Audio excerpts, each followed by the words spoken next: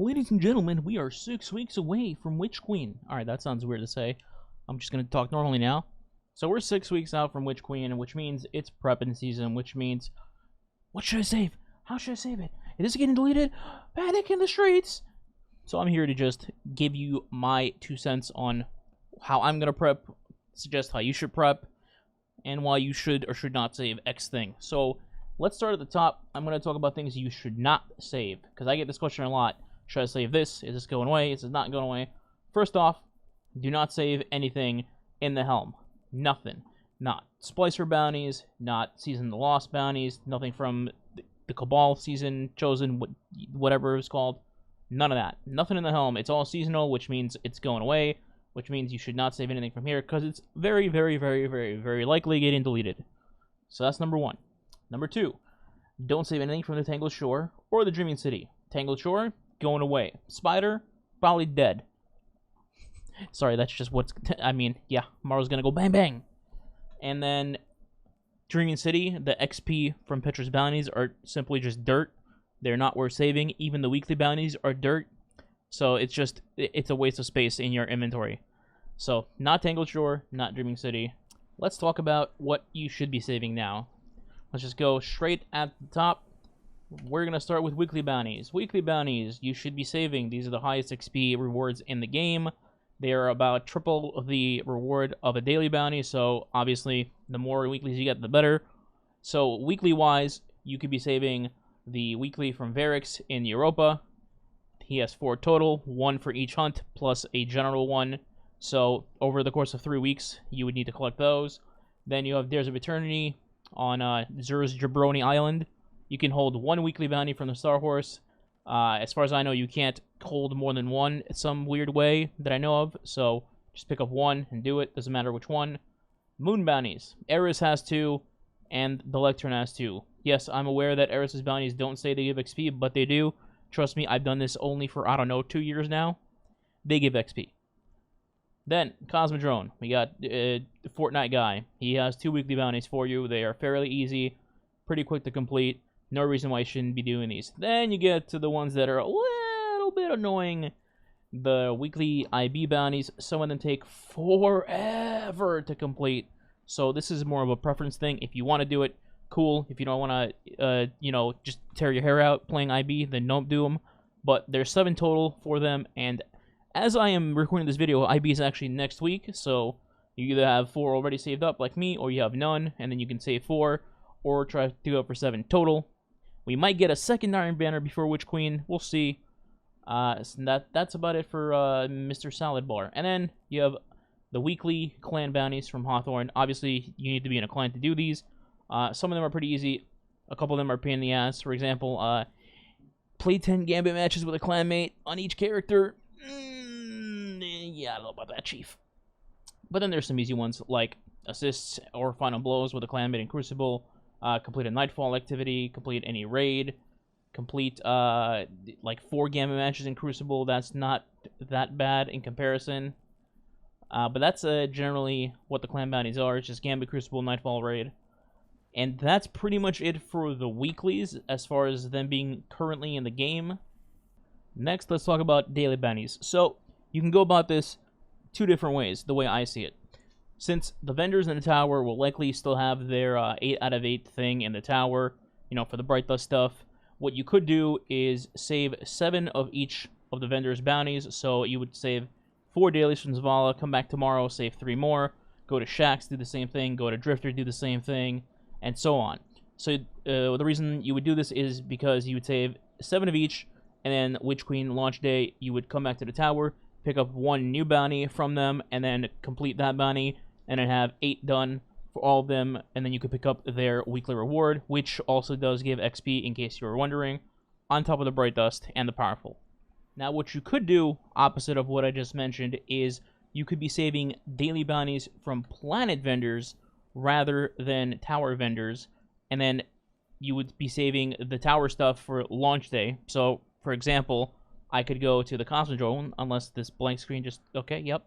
So I would go to the Cosmodrome, pick up Shahan's daily bounties, then I'd go to EDZ, pick up Devron's bounties, then I go to Nessus, pick up Failsafe's bounties, and so on and so on until all your bounty slots would be full, until you get 63. By the way, before I forget, you have 63 slots for each character. The reason you might not have 63 slots for bounties is because your quest pages are probably full. You should complete those quests or abandon them, and then you'll have free slots in here. As you can see right here, 63 in the bottom. These two are tied together, so if you don't have 63 slots, that's why. The reasoning behind saving daily bounties from planet vendors rather than the tower vendors, for me anyway, is because you would not be doing this kind of stuff day one. You would not be going to EDZ and doing Devrim bounties, you know? You would not be going to Nessus and talking to Failsafe. However, more than likely, day one, at some point, you will probably be doing strikes or playing Crucible or playing Gambit, so you would naturally just go to the tower and pick up these bounties and, you know, get more XP, go towards your artifact. Just keep chaining more and more XP as you're doing the stuff day one. And if you already had all these bounties saved before day one, and then you go to the tower when Witch Queen launches, and it says, oh, you already have all these bounties in your inventory, and then you're indirectly causing yourself to not get more XP because you already had these bounties saved, rather than you had other bounties saved, and then you picked up these to get more experience. Hopefully that's not too confusing and it makes sense. So that's my reasoning behind that. You could do either one, save planet stuff or save tower stuff. That's completely up to you. Next up, the postmaster, everybody's favorite celebrity when it comes to saving stuff for day one. So the postmaster, in case you did not know, can hold stuff outside of your inventory. For example, I have 10 golf balls in here. Then I can have 10 golf balls in my inventory. So you just be saving extra materials that you may need for day one. Golf balls, prisms, upgrade modules, spoils of conquest. By the way, I'm sure I'll get somebody asking this. The way to save upgrade modules in your postmaster is you fill it up here in your inventory at 25. Then you would go to your ghost and use the module upgrade, wherever the hell it is. It's been a while, sorry. So you would use, okay, material, yeah, blah, blah, blah. Whoops, I can't do anything. Alright, so it's somewhere over here. Module, yeah, modularity, there you go. So you would go to Crucible, Gambit, or a Strikes, you equip this ghost perk, and then when the activity ends, you have a chance to get a upgrade module to go to your post. And that's basically how you do it. So, aside from that, you have materials, as I mentioned, and then you also have exotic engrams. Now, I currently don't have any exotic engrams in here because I haven't done this part of prep yet. A little early for me, but I put in some random engrams in here to just show you a visual. So, what you would do is fill up your engram slots to 10. This would be full. And then what you would do is go to any law sector, doesn't matter which one, legend or master. So, for example, today, Legends on the Moon, I believe. Yep. Go in this law sector with your engrams full, and then farm the hell out of it. When you get an exotic engram, it goes to your postmaster, and then that exotic engram will just sit in there until Witch Queen launch, at which point you will start opening them, and then hopefully get the new exotic, if that's the way Bungie is going to be doing exotic armor still through law sectors. Quick note, if you're going to do that strat, make sure it says exotic engram on it, and not encrypted engram. Encrypted engrams are just enhancement cores. You can just throw them away, toss them, whatever. Make sure it says exotic engram.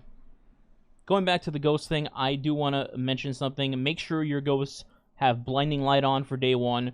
Mine is at the maximum for 6 right here. You definitely want to have this on, especially when you're about to pop a bunch of bounties because of just general XP gains. Why wouldn't you want to get an extra 12%? You know what I mean?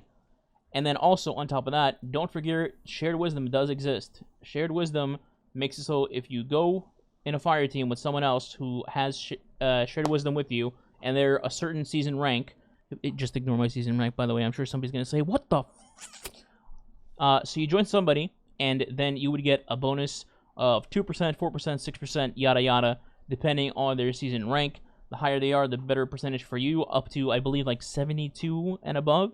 So don't forget to be in a fire team as well when you're popping bounties. Have your ghost on with XP as well. Just maximizing your percentages. So now that we've covered that, I'm sure a question I'll be getting after that is, what should I do on day one? Well, there's a couple of things you can do. Day one, obviously, most people will just start the campaign and go through that. That's pretty logical. After the campaign, or maybe if you don't want to do the campaign right away for some reason, you probably are going to want to just go straight into Gambit or Crucible, as much as I don't really want to say that. Unless Bungie changes the leveling system, which at this point is pretty unlikely. I feel like they would have mentioned a leveling system change by now. It's in like mid-January.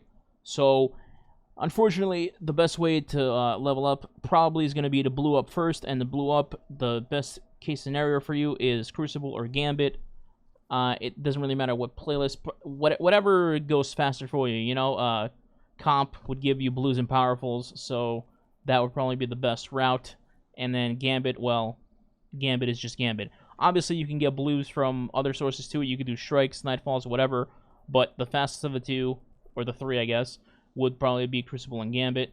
As much as I dread doing that for the I don't know, the 1800th season in a row, now what you probably shouldn't be doing is probably bum rushing content like raiding inside of Vogue, or, well, the Witch Queen raid won't be out at launch, obviously, but going into Vogue, going into Grasp of Avarice, you probably shouldn't be doing that out the gate, just for leveling purposes. Obviously, if you're watching a prep guide, you're probably trying to maximize and min-max your stuff. You shouldn't go into these activities right away, because you'll probably be burning your powerful / pinnacle at a time where you really shouldn't be using it. You should, like I mentioned, blue up first, get some powerfuls, get your level up, try to get near the ceiling for the power cap, the pinnacle cap, and once you renew that ceiling, then you can start doing powerfuls and maximizing your leveling, such and such. And then we arrive to Saint 14. So, trials, I personally don't think you should be saving these bounties. There's not a specific reason why you shouldn't. I just have a hunch with them maybe putting in something new in the trials, or them changing the armor sets, I believe, the season after Witch Queen, if I remember correctly. I just think maybe Saint is going to get some sort of vendor change, and if he does, that could screw up with, you know, the bounties in his inventory, which could then screw up with the bounties you have saved, potentially. So, I would say avoid saving these. Also, they're kind of a pain in the ass to do anyway. Like, do you really want to go into trials and get 20 pulse kills, 15 sniper kills, blah, blah, blah, when you could just go do a daily bounty, like, I don't know, in the Cosmodrome and kill a couple of dregs, you know? So, don't really think these are worth saving, personally. But hey, if you're a PvP player and you'd rather do PvP, then go for it. Otherwise, I don't think so. Finally, I do want to give a nod to Spider real quick. You should be saving materials in general as well. It's not all about just golf balls and prisms. You should be saving some gunsmith materials if you can. You should be saving planetary materials for planets that are still going to be here. So Nessus, EDZ, Cosmodrome, Europa, the Moon. Pretty much everything except if they're expiral, probably. You want to have a decent chunk of these, because not only you might need those materials to exchange for Glimmer day one from Spider, or I guess Rahul at that point, because Spider will probably be dead, but there's also the chance of you needing materials for weapon crafting, whether it be these materials or golf balls and prisms. We don't know. It could be a new material too, but until Bungie actually says that, and we have no idea for now, I would probably stock up on regular materials as well. And that's pretty much my my suggestions and guide for a Witch Queen prepping session, if you will. If you have any questions, feel free to comment and ask. I'll try to get to them. And hey, if I forgot anything, you know, leave a comment there. Maybe give me a little reminder. We'll see. But other than that, that is it for Witch Queen prep. I'll be making more little guides and suggestions here and there for smaller stuff leading up to Witch Queen. But this is the general stuff, the big picture for people that are wondering. And yeah, how well have you prepped? Let me know in the comments. Feel free to sub. It's free. Feel free to stop by the stream. It's also free. Twitch.tv/SneakyBeaver. And yeah, put on the notification bell. Catch you guys tomorrow. Goodbye.